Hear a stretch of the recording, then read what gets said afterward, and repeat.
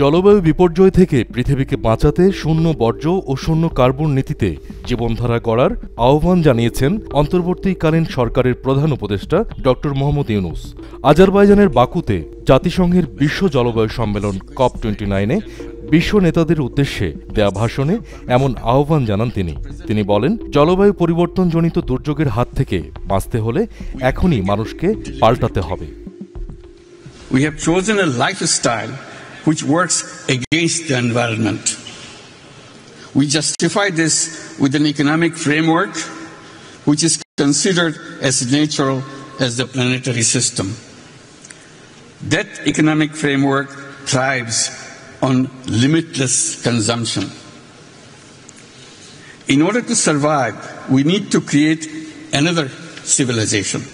অনুষ্ঠানের দ্বিতীয় দিন দেয়া ভাষণে প্রধান উপদেষ্টা বলেন, জলবায়ু পরিবর্তনের ভয়াবহ অভিঘাত থেকে বাঁচতে কার্বনশূন্য পৃথিবী গড়ার কোনো বিকল্প নেই।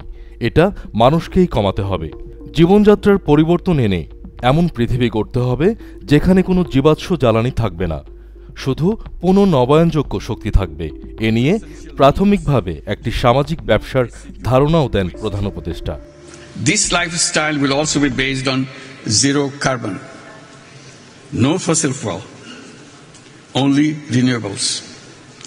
This will be an economy based primarily on zero personal profit. All that is on social businesses. This business, social business, is defined as a non-dividend business addressed to solve social and environmental problems. প্রধান উপদেষ্টা বলেন, সাশ্রয়ী স্বাস্থ্যসেবা ও শিক্ষার মাধ্যমে মানুষের জীবন কেবল সুরক্ষিতই হবে না, গুণগতভাবে উন্নত হবে। Education of creating job seekers will be replaced by entrepreneurship focused education.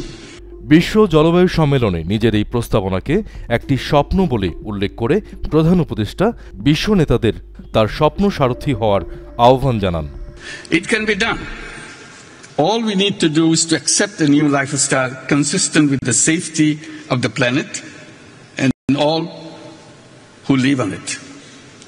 Today's generation of youth will do the rest. They love their planet. I hope you'll join me in this dream. If we all dream together, it will happen. অধিবেশনের ভাষণের পরে সম্মেলন কেন্দ্রের প্যাভিলিয়নে বিশ্ব স্বাস্থ্য সংস্থা ও ইউএনডিপির একটি উচ্চ পর্যায়ের বৈঠকেও যোগ দেন প্রধান উপদেষ্টা। জলবায়ুর প্রভাবে বিশ্বজুড়ে স্বাস্থ্য ঝুঁকি মোকাবেলায় বিশেষায়িত কর্মসূচি শুরুর তাগিদ দেন তিনি।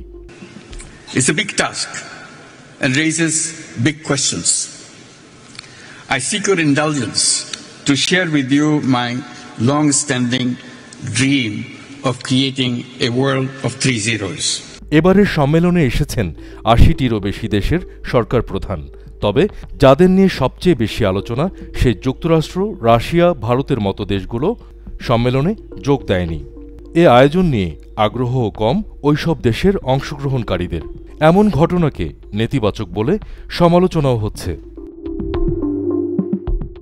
Reza Raihan, Asian post.